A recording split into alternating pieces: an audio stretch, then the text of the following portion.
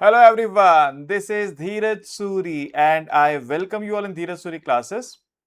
So now from today we are starting the discussion of the question paper of Business Mathematics for BCom Honors Semester 3, Delhi University, and this is question paper of 2025.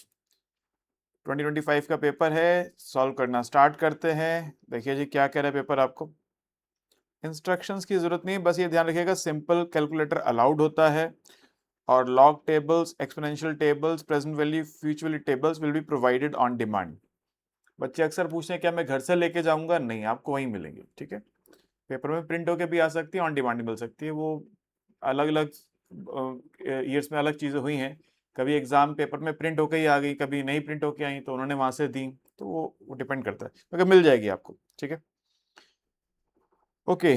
First question A part, first question A part यहां तक है जी। क्या कह रहा है देखिए, ये Leontief model का क्वेश्चन है।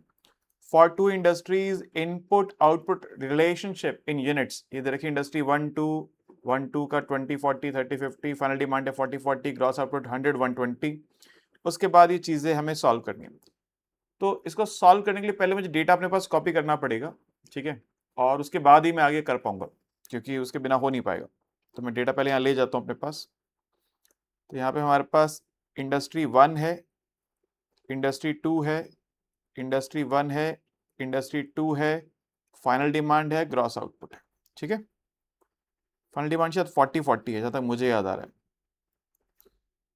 If I am not wrong. तो ये आपके पास है 20 40 30 50, 20 40 30 50, तो ये हो गया 60 एंड 40 100, और ये 80 और 40 120। नीचे लेबर डेज लिखे, उसका काम बाद में आएगा तब देखेंगे उसको, फिलहाल जरूरत नहीं है इसलिए इसको देख नहीं रहा मैं अभी। राइट, 100 120 मेरा फाइनल आउटपुट है। ठीक है, अब कह रहा है using matrix notation determine gross output required to satisfy new final demand of this and this units, total requirement of labour days, total value addition, determine the system viable using Hawkins Simon conditions of ability. ये पैसे पहले होना चाहिए था। सबसे पहले यही पूछना चाहिए क्या सिस्टम वायबल है या नहीं। आखिर में जब हम पूरा सॉल्व कर देंगे तो बताएंगे सिस्टम वायबल है कि नहीं। भाई जब सॉल्व कर दिया तो वायबल तो है ही। कह रहे पहले होना चाहिए, मगर बाद में पूछा तो हम क्वेश्चन के अकॉर्डिंग आंसर करेंगे। तो देखो, ये जो क्वेश्चन होता है लियोंटिफ मॉडल का, इसका प्रोसेस क्या है? ये बहुत स्ट्रेट फॉरवर्ड क्वेश्चन है, कैलकुलेशन एरर ना हो इसका ध्यान रखिएगा, वरना क्वेश्चन स्ट्रेट फॉरवर्ड है। पहले आपको सबसे पहले बनाना होता है इनपुट आउटपुट मैट्रिक्स, जिसको बोलते हैं टेक्नोलॉजी मैट्रिक्स। उसको जनरली हम ए से डिनोट करते हैं। फिर हम बनाते हैं लियोंटिफ मैट्रिक्स, आई माइनस ए करके निकालते हैं लियोंटिफ मैट्रिक्स। फिर उसके बाद हमारे पास इक्वेशन होती है a into x plus d is equal to x. उससे फिर हम d, कई बार d दिया होता है, x नया निकालना होता है, कई बार नया x दिया होता है, नया d निकालना होता है, जो दिया वो फिर हम निकालते हैं। ठीक है, वो फाइंड करते हैं। और उसके बाद फिर एडिशनल चीजें, लेबर डेज, वैल्यू एडिशन, ये सब हम बाद में निकालते हैं। तो अब क्वेश्चन का सॉल्यूशन करना जब स्टार्ट करेंगे तो देखिए कैसे करेंगे। यहीं से हमारा, इसलिए डेटा मैंने पहले कॉपी कर लिया, इसी से हमको करना है सॉल्व। ये जो वैल्यूज हैं, ये वैल्यूज क्या हैं? What are these values? ये समझिए जरा पहले। ये वैल्यूज मैं येलो से हाईलाइट कर रहा हूं, ये क्या है? ये क्या है वैल्यूज? ये 2030 क्या है? 2030 का मतलब ये है कि जो इंडस्ट्री 1 है, ये जो इंडस्ट्री 1 है, इंडस्ट्री 1 ने 100 यूनिट्स का आउटपुट प्रोड्यूस करने के लिए अपने खुद के आउटपुट में से 20 यूनिट्स कंज्यूम किए हैं, और इंडस्ट्री 2 के आउटपुट में से 30 यूनिट्स कंज्यूम किए। तो ये उसका इनपुट हो गया। इंडस्ट्री 1 के दो इनपुट्स हैं, 20 from its own output and 30 units from industry 2's output. तो सबसे पहले हम यहां पे बनाते हैं क्या? टेक्नोलॉजी मैट्रिक्स, इसको बोलते हैं इनपुट, थोड़ा देर कर दो, input output matrix, input output matrix, या इसको बोलते हैं हम टेक्नोलॉजी मैट्रिक्स। क्वेश्चन ने कुछ नहीं कहा तो कोई एक नाम लिख दीजिएगा, फर्क नहीं पड़ता। मैं बता रहा हूं कि दोनों नाम बताने होते हैं। बच्चा कई बार कुछ और नाम पढ़ लेता है, बोलता है सर आपने तो इनपुट आउटपुट बताया था, वहां टेक्नोलॉजी लिखा है, तो क्या सही है क्या गलत है? दोनों सही। ठीक है जी, अब ये बनेगा कैसे? जनरली उसको ए से डिनोट करते हैं। जैसा नाम बता रहा है क्या, ये है इनपुट डिवाइड बाय आउटपुट।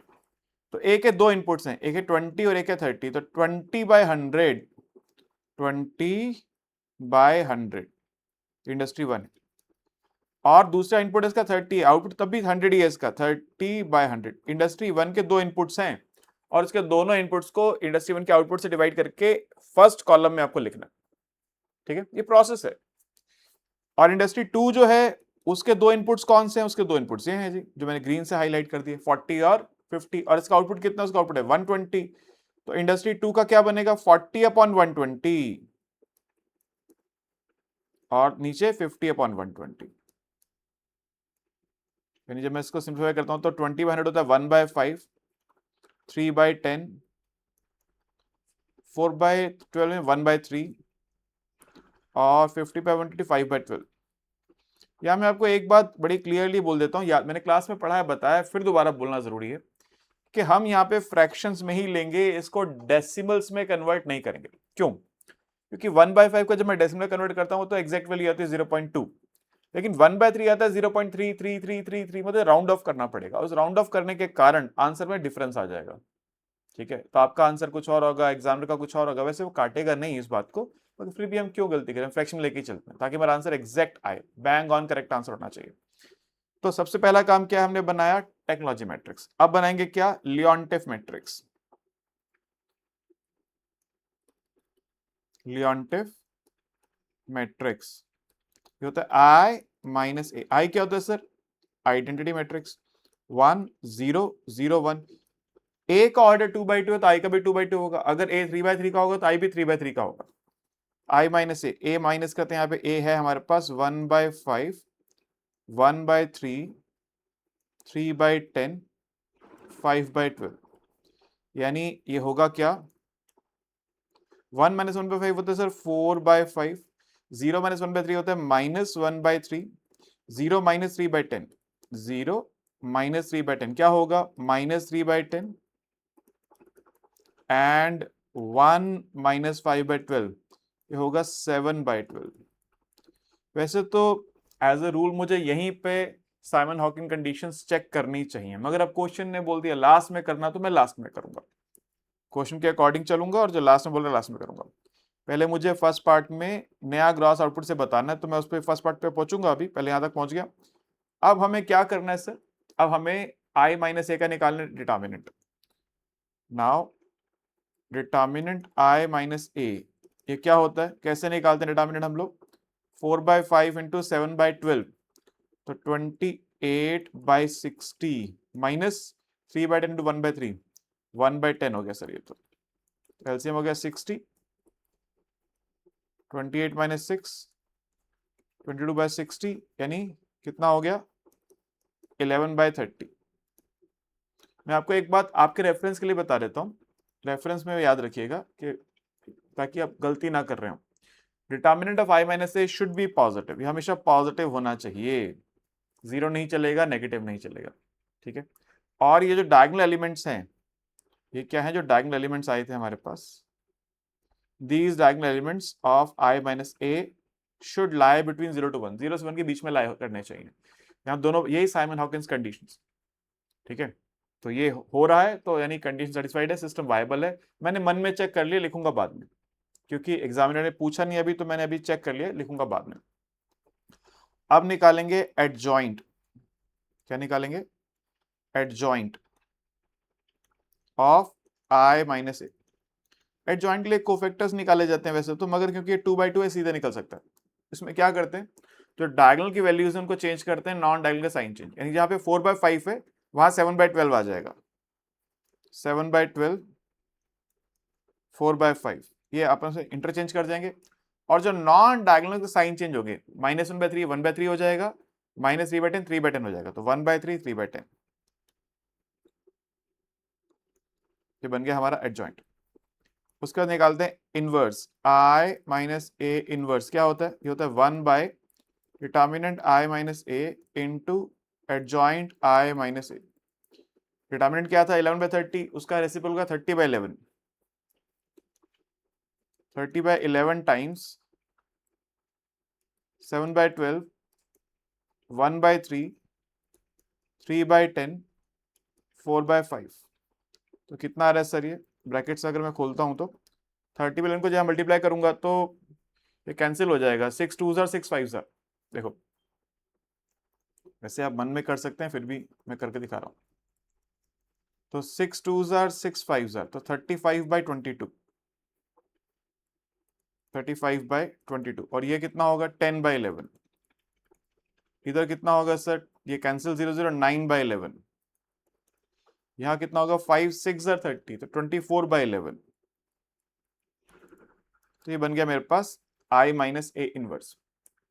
अब फर्स्ट क्वेश्चन यहां से, फर्स्ट पार्ट यहां से शुरू होगा। फर्स्ट पार्ट में क्या कहते हैं, न्यू फाइनल डिमांड इज, उसको मैं सपोज एफ बोल देता हूं। कितनी दे रखी उसने आपको, वो न्यू फाइनल डिमांड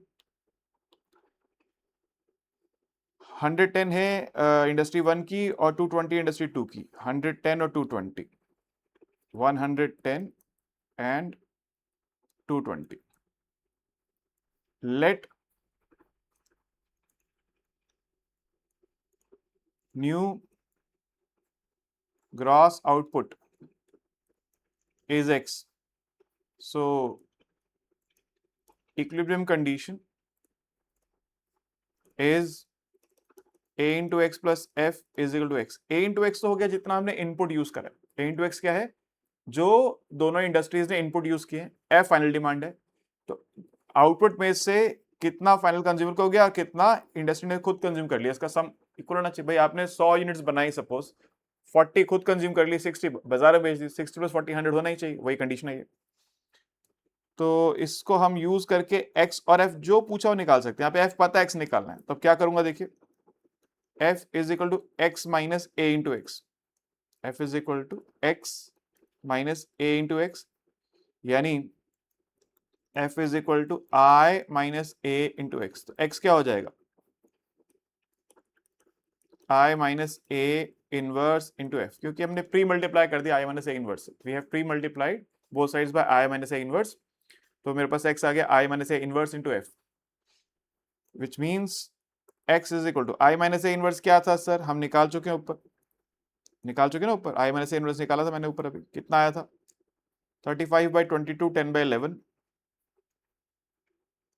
35/22, 10/11, 9/11, और ये है कितना 24/11 मल्टीप्लाइड बाय कितना आ रहा है ये 110 220। मल्टीप्लाई करेंगे तो क्या होगा sir,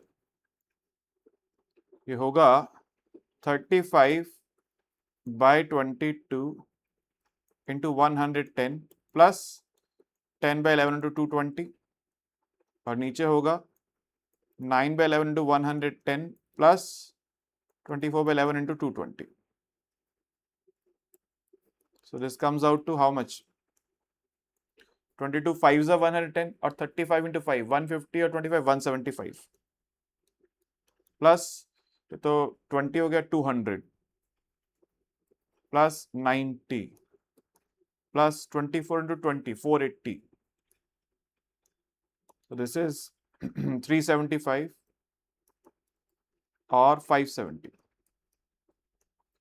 So for this final demand, for final demand of 110 and 220, industry 1 will produce 375 units and industry 2 will produce 570 units। जब स्टेटमेंट में लिख देंगे, आपको लिखना है for satisfying final demand of 110 and 220, industry 1 will produce 375 units and industry 2 will produce 570 units। ठीक है, first part हो गया। सेकंड कह रहे टोटल लेबर रिक्वायरमेंट क्या है। देखो 200 लेबर डेज लगे हैं इंडस्ट्री 1 के 100 यूनिट्स के लिए, और 300 लगे इंडस्ट्री 2 के 120 यूनिट्स के लिए, तो पर यूनिट मुझे निकालना पड़ेगा। देखिए सेकंड पार्ट में, और सेकंड पार्ट क्या करेंगे, per unit labour requirement for industry 1, इसको मैं L1 बोलता हूं। ये क्या होगा, इंडस्ट्री 1 ने 200 लेबर डेज यूज करे, 100 का आउटपुट प्रोड्यूस करा, मतलब एक यूनिट के लिए 2 लेबर डेज लगते हैं। और फॉर इंडस्ट्री 2 L2, इंडस्ट्री 2 ने 300 लेबर डेज यूज करें, 120 का आउटपुट प्रोड्यूस करें, तो 65,000 62,000, ठीक है, 2.5, यानी L1 है 2 और L है 2.5। तो लेबर रिक्वायरमेंट्स पर यूनिट, ऐसे कह लीजिए, पर यूनिट लेबर रिक्वायरमेंट्स, इसको L बोलते हैं। L होगा क्या, L1 L2 यानी 2 2.5। क्वेश्चन ने पूछा टोटल लेबर रिक्वायरमेंट कितनी है। क्वेश्चन क्या कह रहा है, टोटल लेबर रिक्वायरमेंट। वैलिडेशन के लिए अगले 200 रुपीज पर लेबर डे, याद रखेंगे इसको। तो टोटल लेबर रिक्वायरमेंट क्या है, टोटल लेबर रिक्वायरमेंट होती है L इंटू एक्स। L है मेरे पास कितना, मैंने निकाला अभी 2। अच्छा, किसी किसी क्वेश्चन में पर यूनिट दिया होता है, फिर निकालने की जरूरत नहीं यहाँ, क्योंकि टोटल दिया था मुझे पर यूनिट निकालना पड़ा। और अब मैं कितना प्रोडक्शन कर रहा हूं, अब मैं कर रहा हूं प्रोडक्शन कितना, 375 570। कुछ बच्चे मुझसे पूछ सकते हैं सर ये समझ नहीं है ये बात हमको। तो देखो, वो जो हमने क्वेश्चन में यूज किए थे लेबर डेज, ये लेबर डेज जो यूज किए थे ये इतने आउटपुट के लिए थे। अब आउटपुट बदल रहा है, अगर आउटपुट बदलेगा तो रिक्वायरमेंट बदलेगी। तो इसलिए हम, हमारे लिए आइडियल बात क्या है, हम पर यूनिट निकालें कि एक यूनिट बनाने में कितना लेबर डे लगता है, फिर जितना हम आउटपुट प्रोड्यूस करें मल्टीप्लाई करके आंसर निकल जाएगा। वही हम यहाँ पे कर रहे हैं अभी, ठीक है। तो यहाँ पे 375 इंटू 2 कितना हो गया, 750 हो गया, प्लस 570 इंटू 2.5। ज्यादा होशियारी ना दिखाते हुए कैलकुलेटर यूज कर लेना चाहिए, है ना, कहीं पता चले गड़बड़ हो जाए और फिर पूरा सॉल्यूशन खराब हो जाए। तो ये आ रहा है 1425 प्लस 750, 1425 प्लस 750, 2175 लेबर डेज। अगर उस तरह से देखूं तो इंडस्ट्री, जैसे वहां लिखा था ना 200 और 300, तो इंडस्ट्री 1 को चाहिए 750 लेबर डेज, इंडस्ट्री 2 को चाहिए 1425 लेबर डेज। वैसे अगर देखा जाए तो, अगर आप सेग्रीगेट करके देखना चाहते हैं, और क्योंकि उसने सेग्रीगेट पूछा नहीं, टोटल पूछा है, टोटल ये है 2175। अब उसने पूछ रहा थर्ड पार्ट में वैल्यू एडिशन। वैल्यू एडिशन कितना होता है सर, वो होता है टोटल लेबर डेज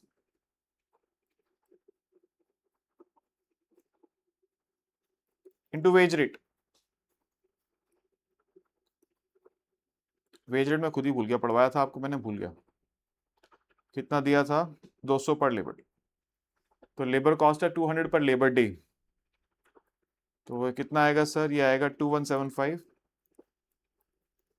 इंटू 200, यानी हो गया रुपीज, फिर इसको कर लेते हैं calculate, 2175 into 200, this comes out to rupees 4,35,000। इतना आपका वैल्यू एडिशन हुआ है। लास्ट में वो कह रहे हैं कि आप साइमन हॉकिंग कंडीशन सेटिस्फाई करके बताइए, वो पहले होना चाहिए, मैंने बताया था आपको, लेकिन चलिए अब लास्ट में करते हैं। Simon Hawkins conditions, Simon Hawkins conditions.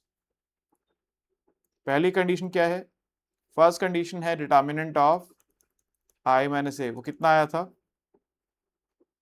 Determinant आई माइनस ए आया था मेरे पास, कहाँ गया, 11/30,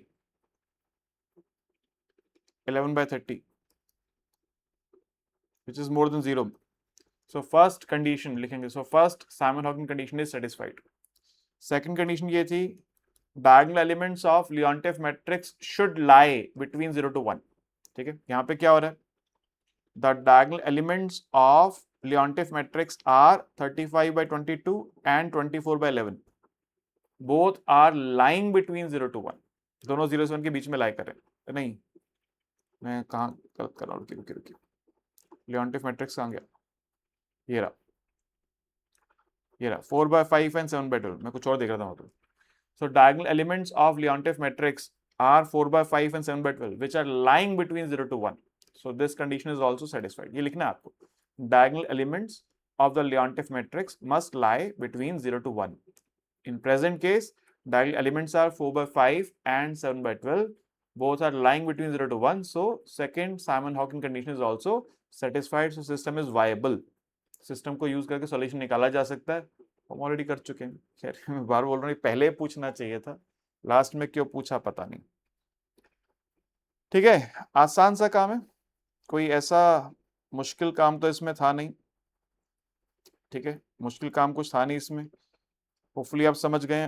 क्वेश्चन यहाँ पे खत्म हो जाता है, ये वाला 12 मार्क्स का क्वेश्चन था, 12 मार्क्स आपको मिल गए। ऐसे ना जाने कितने क्वेश्चन क्लास में हमने आपके साथ डिस्कस किए, एन नंबर ऑफ क्वेश्चन हमने डिस्कस कर रखे हैं क्लास के अंदर आपके साथ। तो मेरे को ऐसा लगता है ये क्वेश्चन करने में आपको कोई असुविधा, कोई परेशानी, कोई दिक्कत हुई नहीं होगी। फिर भी कोई ऐसा इशू है जो आपको समझ नहीं आया, डिस्कस करना चाहते हैं, तो आप मेरे साथ लाइव सेशन में आके डिस्कस कर सकते हैं। Right, okay, thank you, goodbye, take care, bye bye.